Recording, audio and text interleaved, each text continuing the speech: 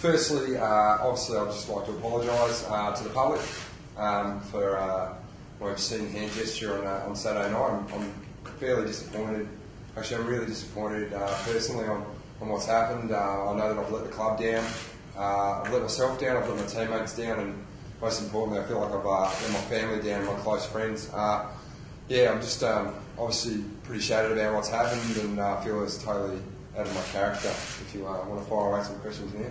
Jack, have you spoken to Dave Hartley about your conduct on Saturday night? Because he told you to stand out that sort of, I guess, sexual sort of activity?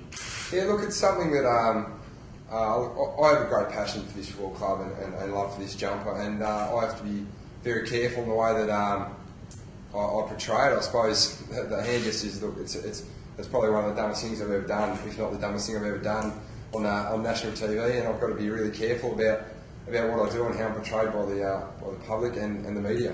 The other bit's the body language and I suppose chatting to your teammates in a way that people have highlighted. Is that something else that you've got to, it's a fine line between that passion and maybe going overboard? Yeah, Sarah, it's something that I suppose I've got to work on. It can be taken both ways. It can be taken as a great passion, and it's something that I do. I love my teammates, I love this club, and I love what it represents, and I have to be very careful, and I'm working fairly hard on how I'm portrayed by the media, because perception is reality these days in AFL footy, so I've just got to be continue to work in terms of with the leadership group on how I'm perceived, and obviously I want to be known as a player that's had a great impact on the young lives of players coming through, and also a great impact on the club. Jack, why should you do it?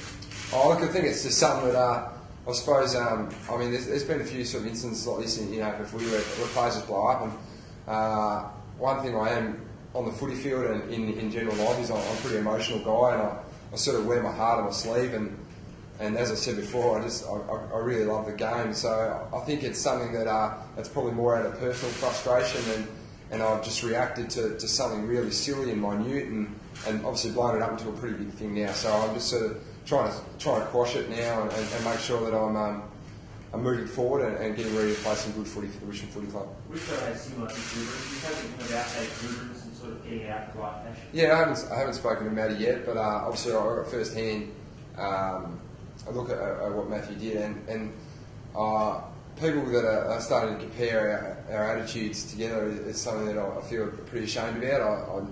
I suppose Matthew's one of the greatest players ever to play the club, and if it's starting to compare us, I feel like I've sort of brought him down a little bit. So I'm not going to stand here and say, oh, Matthew Richardson did this or Matthew Richardson did that. He's a great player for our club, and look, I'm just here to talk about Jack Riewoldt and build Jack Riewoldt as a better person. There was a big mate about body language the previous week as well. How much of that would you put down as a concussion and being a bit disoriented? Yeah, look, obviously the week before was a completely different circumstance. I thought, jokingly, I thought I was pretty right to go back on the ground, but as I can tell you, the next day I pulled up pretty sore and pretty crook and can't remember anything of the game. So I sort of had a bit of a look on the TV and saw that I acted like a pork chop, really, and it's totally out of character, that one there. So that's definitely down to concussion.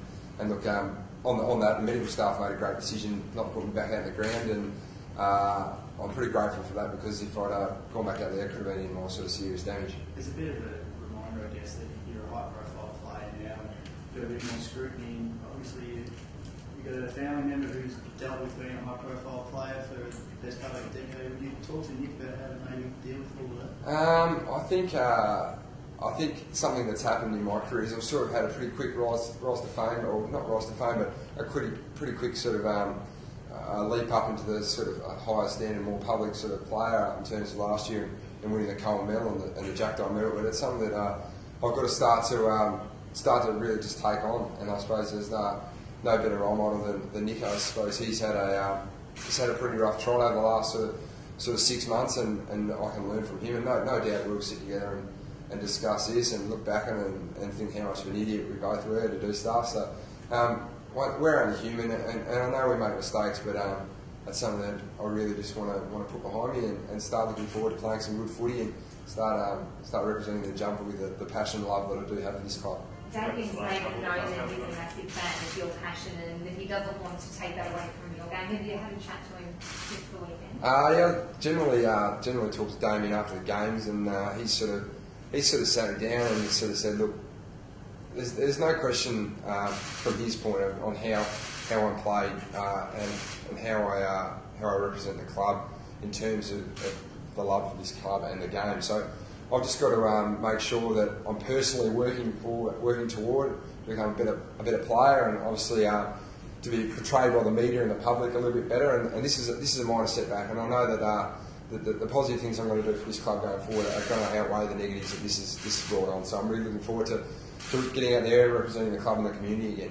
And the other issue I think is in the future, Jack, it is a springboard forward for leadership in the future and setting that role. Yeah, look, I'm lucky enough this year to be in the leadership group. So I've been given feedback from them this morning, and it's something that I'm really willing to learn from this experience. And I suppose that's the big one for me. This is just a big learning curve in terms of where I want to go as a leader, where I want to take this club, and where we want to go in the future. So look, as badly as it's come across and as negative as it's been reported, this is something that I feel I can learn from, and I feel I can become a better person, better player, and obviously make this as a better club. Was there any formal punishment from the leadership group at all? No, no formal punishment. Obviously, I've received a $1,200 fine from the AFL, which has hit the hip pocket pretty bad. So I'll fork that out, and no doubt it's something that I'll try to steer away from because I need my money. Thanks very much, guys. Good on you.